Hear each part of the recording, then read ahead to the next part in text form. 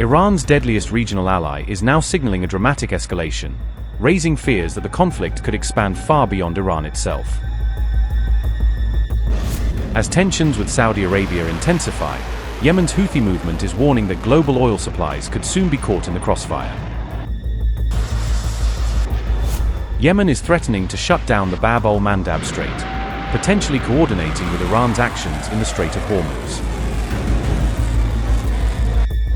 The Houthis claim a joint blockade of both strategic waterways could send global oil prices soaring to nearly $200 a barrel.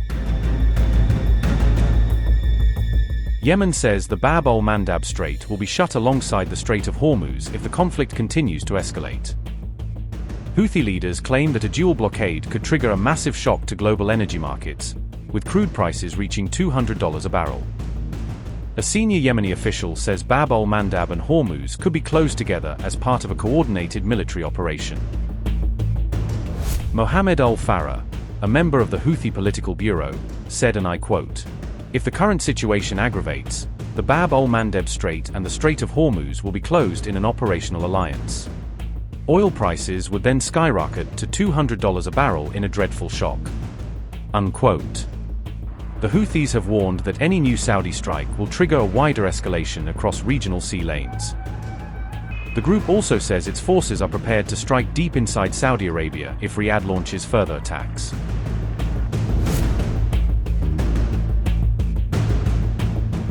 The Bab Al Mandab Strait remains one of the world's most critical maritime choke points, linking the Red Sea with the Suez Canal. Ansarullah says shutting both Bab Al Mandab and the Strait of Hormuz would deliver a devastating blow to global energy markets. The Houthis accuse Washington of encouraging Saudi Arabia to open a new military front against Yemen.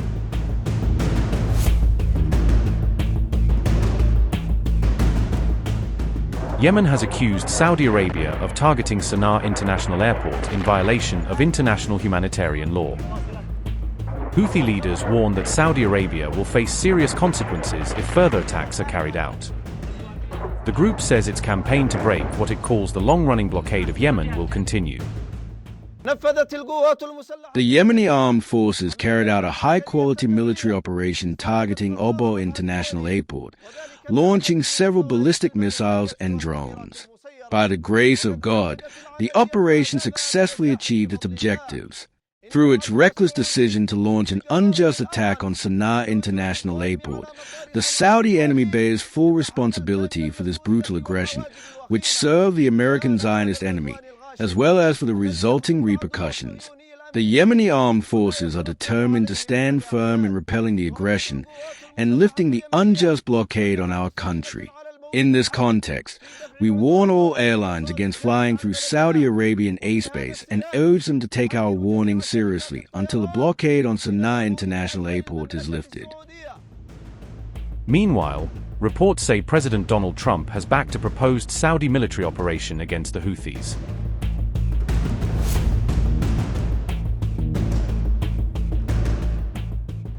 Saudi Arabia is actively exploring ways to bypass Iran's strategic grip over the vital Strait of Hormuz as regional tensions continue to intensify. Riyadh is reportedly considering a major expansion of its Red Sea oil pipeline project to reduce dependence on the vulnerable Gulf route. If implemented, Saudi Arabia's ambitious move could provoke strong reactions from both Iran and its Houthi proxy forces in neighboring Yemen. The details of Saudi Arabia's evolving energy strategy were revealed in an exclusive investigative report published by Reuters.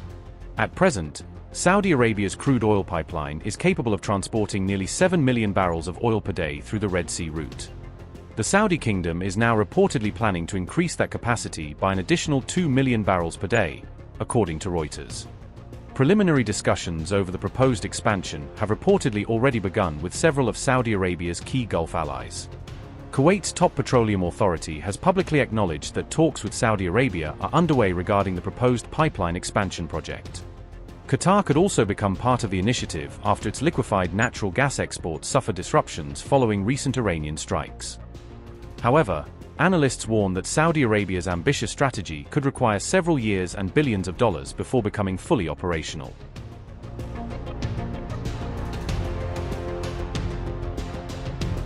Why Saudi is racing for an escape. Iran's blockade on Strait of Hormuz Gulf producers were forced to shut in nearly 12 million barrels of oil per day. Iraq oil output drops, production reportedly plunged to 1.5 million barrels per day from 4.3 million barrels in May. Iran attacks on energy infrastructure, strikes on sites in Kuwait, Bahrain, and Qatar forced a large-scale reduction in energy production. The Saudi move could also intensify competition with the UAE's existing Fujairah crude oil pipeline and export corridor. Abu Dhabi has already completed an expansion of its own pipeline, significantly doubling export capacity to the Fujairah terminal.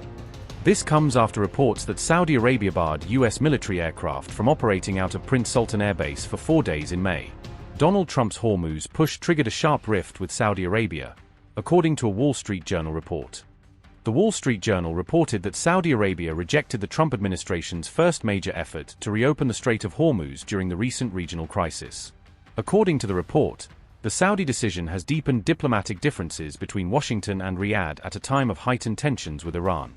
The report also said Saudi Arabia suspended U.S. access to key military bases and airspace for operations directed against Iran.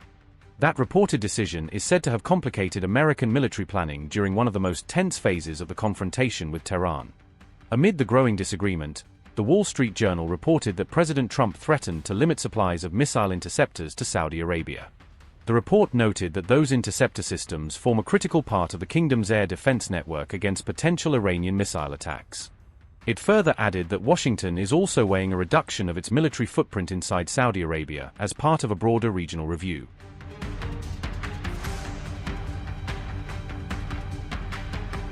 U.S. Secretary of State Marco Rubio notably did not include Riyadh during his latest tour of the Middle East, drawing attention from regional observers. Saudi Crown Prince Mohammed bin Salman also skipped the recent G7 summit as the crisis involving Iran continued to unfold. Taken together, the developments have fueled fresh questions about the current trajectory of the long-standing strategic partnership between the United States and Saudi Arabia. Analysts say any sustained disagreement between Washington and Riyadh could complicate American efforts to manage security and deterrence across the Gulf region. The reported rift also comes as Iran continues promoting a new Gulf security architecture that would exclude the United States and other outside military powers.